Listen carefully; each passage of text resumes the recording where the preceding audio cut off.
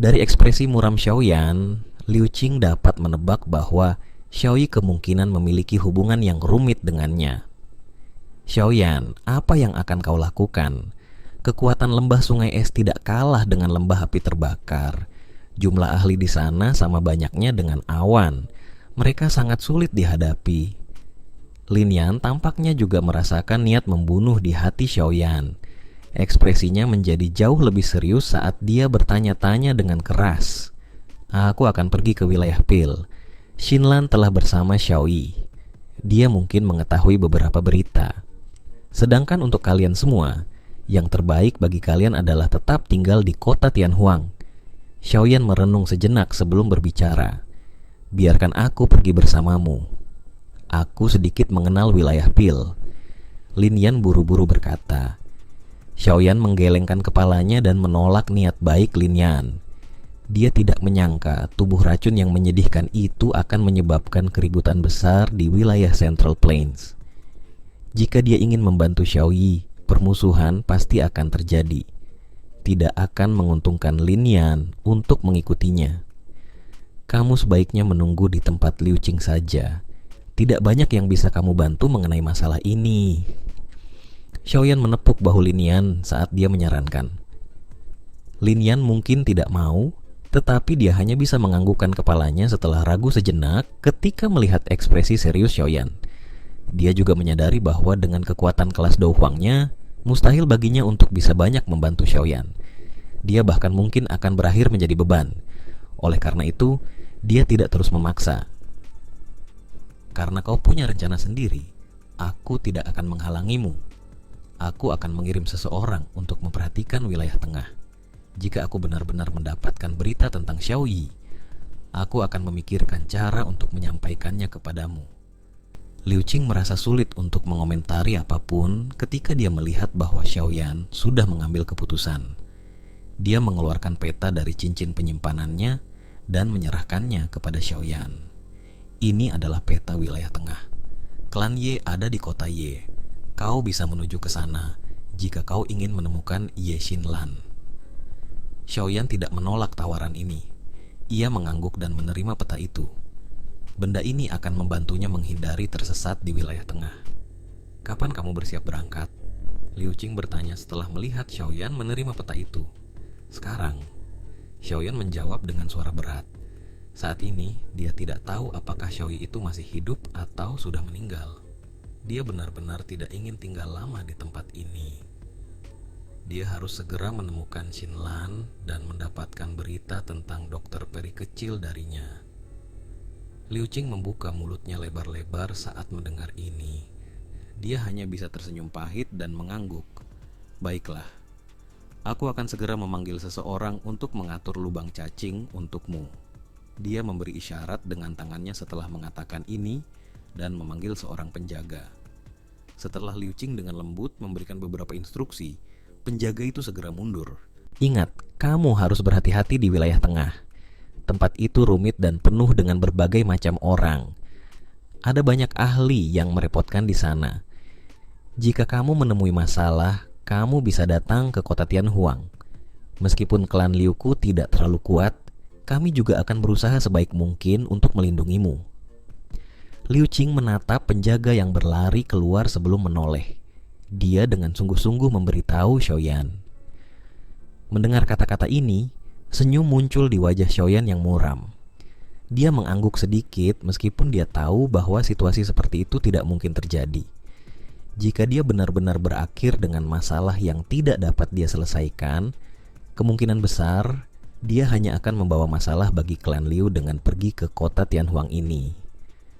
Selain itu, tidak akan ada gunanya. Lubang cacing itu berputar perlahan di alun-alun besar di tengah kota Tianhuang. Gelombang demi gelombang riak spasial yang mengejutkan dipancarkan dari dalam. Xiaoyan menerima perahu berwarna perak seukuran telapak tangan dari tangan Liu Qing di depan lubang cacing. Setelah itu, ia menangkupkan kedua tangannya ke arah Liu Qing dan berkata sambil tersenyum. Setelah aku menyelesaikan masalah ini, aku akan kembali ke kota Tianhuang jika aku punya waktu. Masih ada perjalanan 5 hari dari sini ke wilayah tengah. Liu Qing tersenyum. Setelah itu, dia menepuk bahu Xiaoyan dan berkata, "Jaga dirimu dan jangan mempermalukan Akademi Jianan. Kau harus tahu bahwa engkau adalah murid paling berprestasi dari Akademi Dalam selama bertahun-tahun. Tenang saja, tidak peduli apapun, aku tidak akan membuatnya kehilangan reputasinya." Xiaoyan tertawa. Dia menangkupkan tangannya ke arah Liu Qing dan Lin Yan dengan sikap serius. "Hati-hati." Setelah mengucapkan kata-kata itu, Xiaoyan tidak menunda lagi.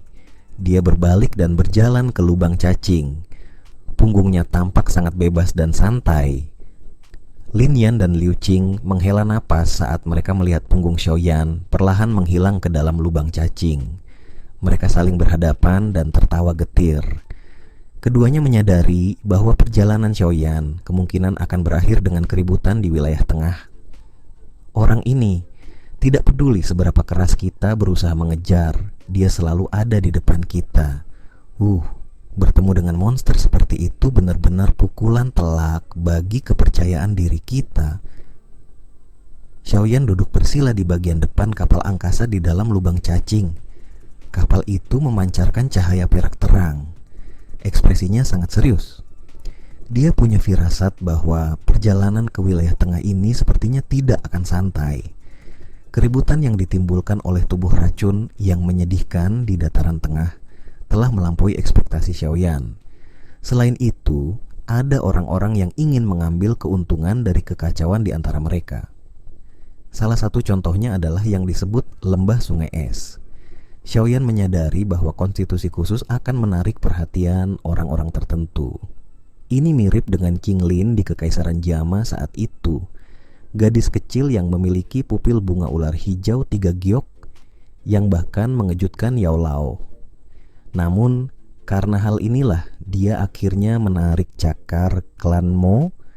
Qing Lin, gadis masa lalu yang selalu malu-malu mengikutinya dari belakang dan memanggilnya tuan muda tanpa sengaja muncul di benak Xiaoyan saat memikirkannya.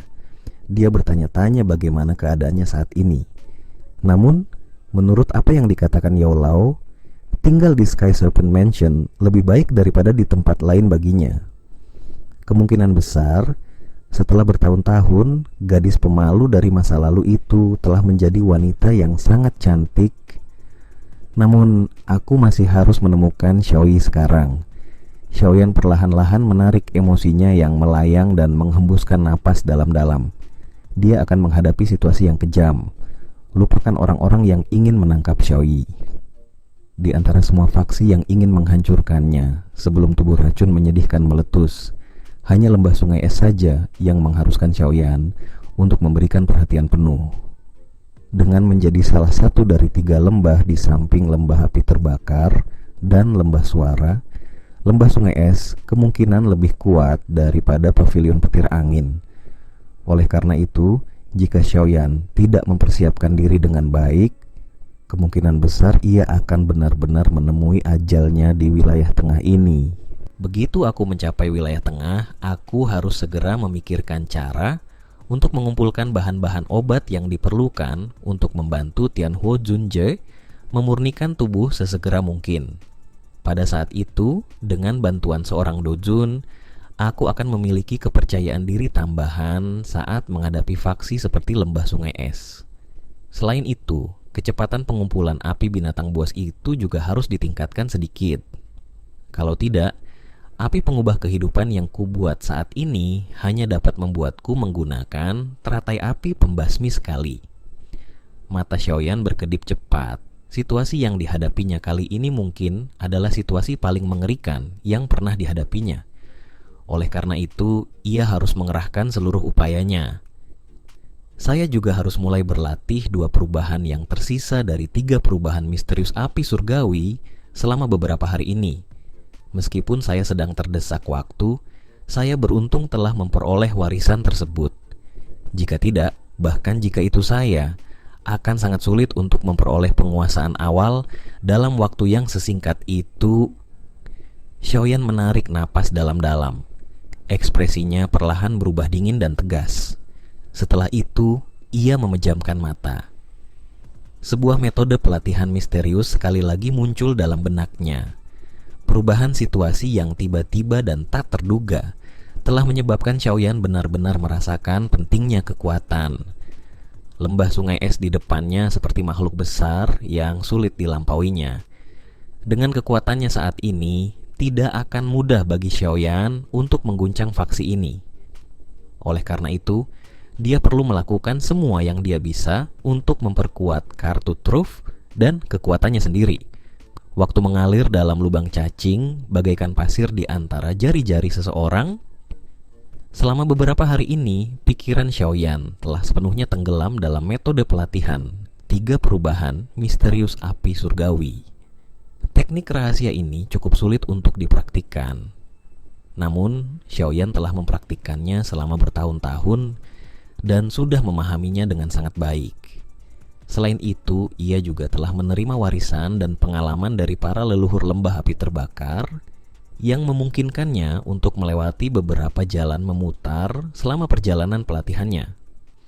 Di bawah kondisi yang sangat baik ini, kemajuan Xiaoyan dalam mempraktikkan 3 perubahan misterius api surgawi sangat cepat.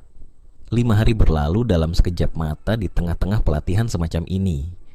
Ketika Xiaoyan membuka matanya dan terbangun dari pelatihannya, dia secara kebetulan dapat melihat lingkaran berwarna perak yang jauh.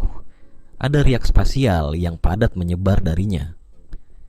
Apakah aku akan mencapai? Kepalan tangan Xiaoyan tiba-tiba mengencang saat dia melihat lingkaran cahaya berwarna perak itu. Rasa dingin yang pekat melonjak ke dalam matanya yang hitam pekat. Xiaoyan menahan desahan dalam hatinya saat dia tiba-tiba berdiri. Cahaya hijau giok yang mengalir di sekujur tubuhnya perlahan kembali ke dalam tubuhnya. Kapal antariksa itu bagaikan seberkas cahaya berwarna perak yang melesat menembus terowongan dengan kecepatan seperti kilat. Dalam beberapa kedipan, kapal itu mendekati titik di mana lingkaran cahaya itu berada. Ketika riak antariksa yang dahsyat itu berhenti, badan kapal itu pun tersentak cepat. Xiaoyan tidak peduli dengan guncangan semacam ini. Ekspresinya tenang saat ia mengendalikan kapal luar angkasa itu. Dengan suara sush, kapal itu melesat maju. Lingkaran cahaya berwarna perak itu berada dalam jarak dekat dalam beberapa kedipan. Cahaya berwarna perak semakin terang di mata hitam pekat Xiaoyan. Tangannya perlahan mengepal saat kilatan dingin melintas di matanya. Kapal antariksa itu berubah menjadi cahaya keperakan. Dengan suara sush, kapal itu menerobos lingkaran berwarna keperakan dan menghilang. Wilayah tengah, aku, Xiaoyan, telah tiba